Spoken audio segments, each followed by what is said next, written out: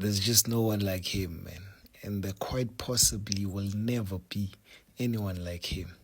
I'm so grateful to my 5-year-old self that laid eyes on this guy and knew that there was no one better. It just does not get better than this, boys. It doesn't. This guy loves us so much, by the way.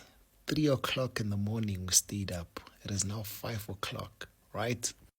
And he has blessed us yet again. A hat trick in the opening game of his last World Cup. He is now joint top goal scorer with Kylian Mbappe with 16 goals.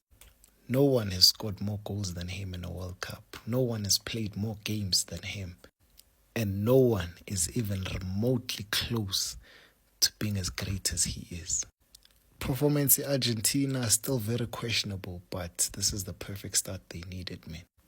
I think Algeria are amongst the toughest teams they are going to face in this group because there's also Uzbekistan and Jordan, if I'm not mistaken.